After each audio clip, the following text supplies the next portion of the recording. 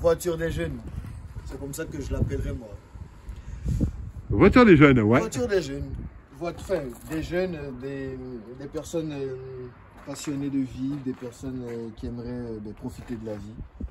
Là, on a en face de nous une décapotable. Une décapotable. Bon, c'est laquelle? C'est la Saab. Ouais. Une Saab 9.3.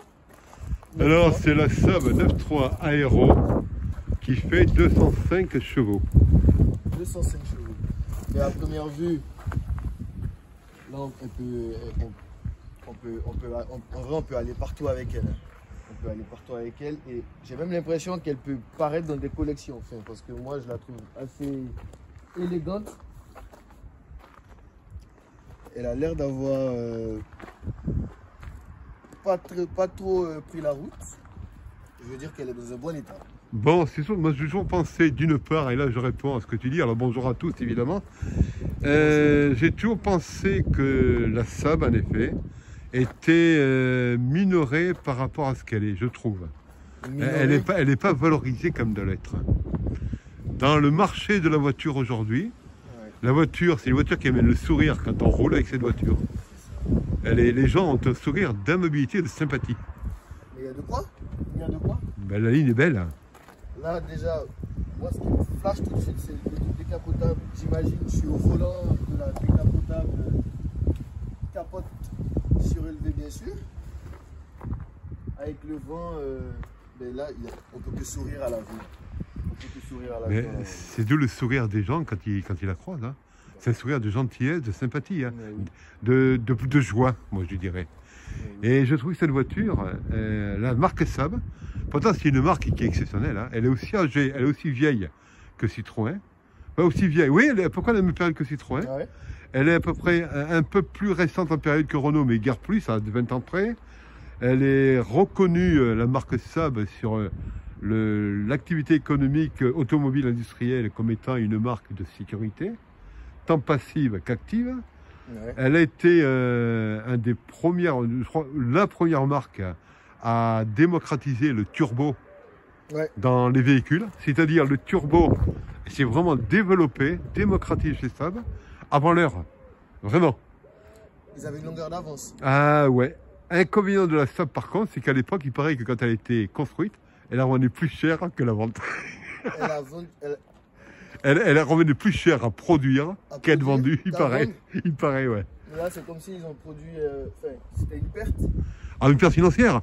Mais c'est peut-être lié à tous les progrès, toutes les nouvelles choses qu'ils avaient mises en place en Suède, ce qu'on appelle la sécurité passive et active.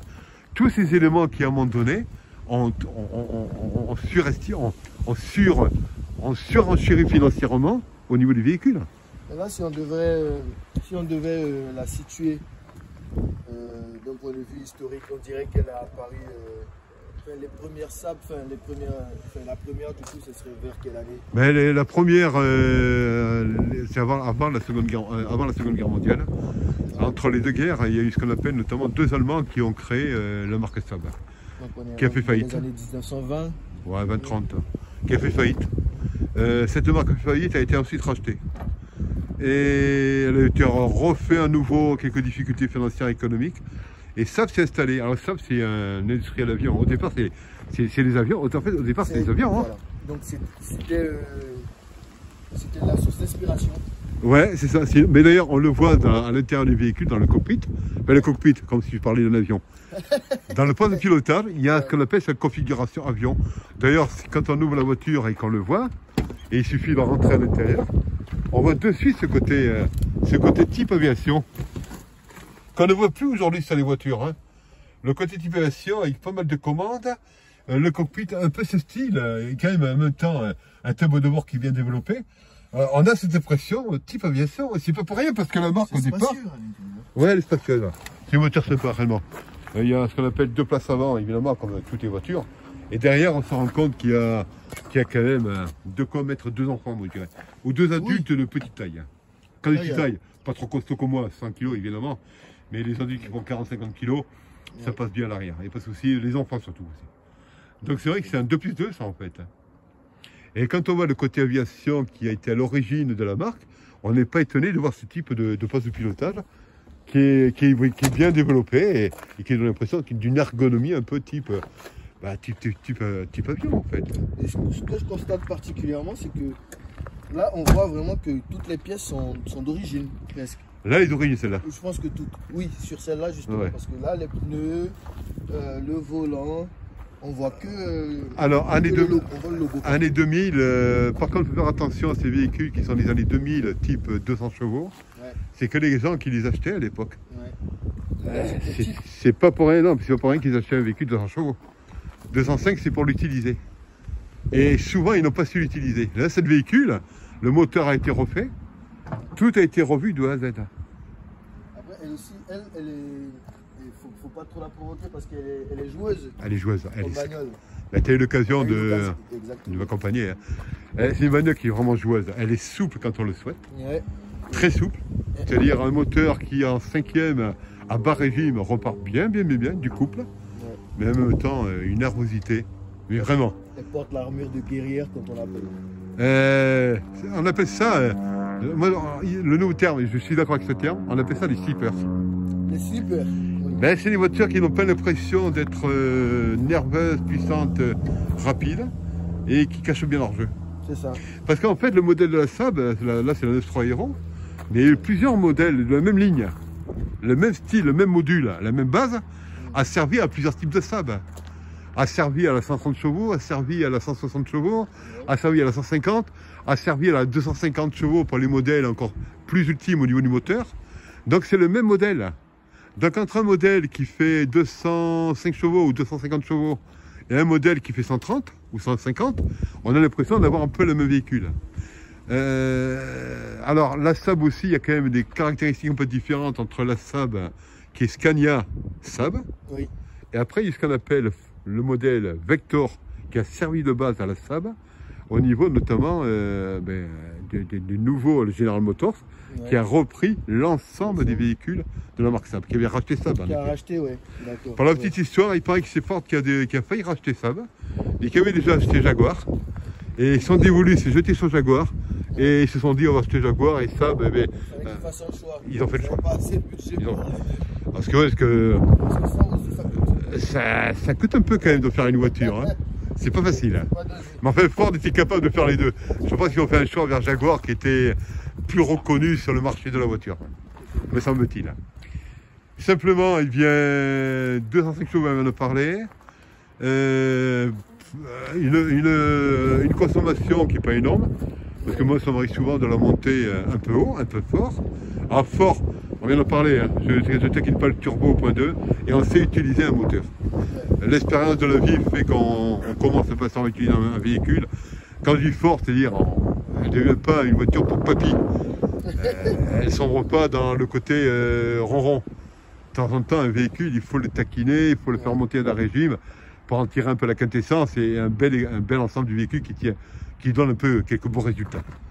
Voiture à un moment donné qui tient la route quand même. Alors, elle a tendance à cabrer, hein. Elle cabre pas mal. Oui, je crois qu'on a eu cette expérience-là. Elle cabre pas mal cette voiture. Alors, je pense, on avait parlé, on est dans une Ouais, thématique. mais après, elle a une bonne adhérence au sol. Hein. Ouais. Elle a une bonne Non, mais ce qui adhérence. vient, c'est qu'elle a des jauges en fait.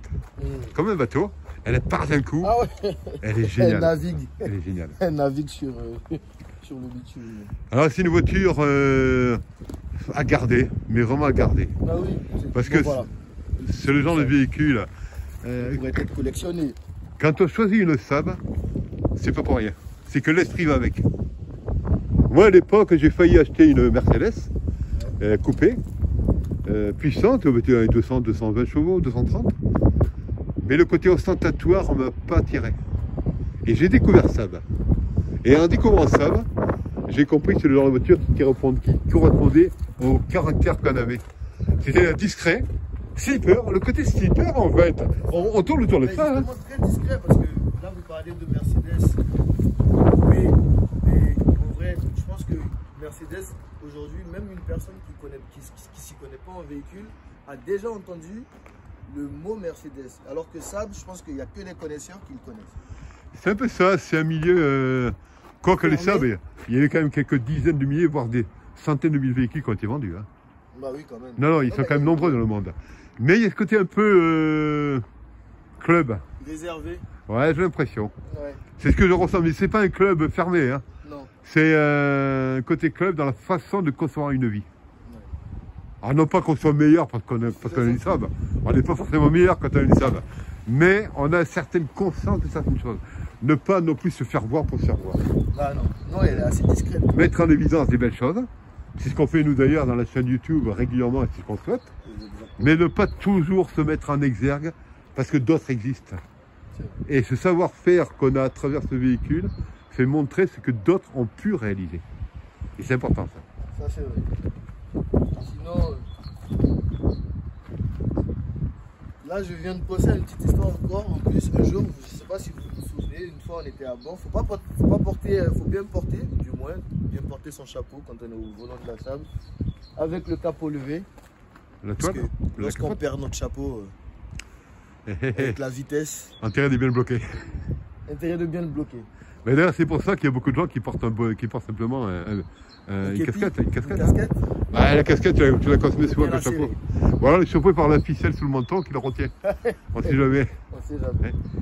Mais ce fut, je me souviens en tout cas, ça fait partie des beaux souvenirs que j'ai pu avoir au volant de cette SAB particulièrement. La 9.3. Bon. Des beaux souvenirs. On sait que notamment, par contre, on ne peut pas porter un piano facilement dans une SAB décapotable. Mais tellement de plaisir hors piano. Hors piano. Qu'on ne peut pas s'en empêcher. Voilà. Abonnez-vous. Prenez soin de vous. Et voici la voiture des jeunes. Et comme on dit, le pouce levé.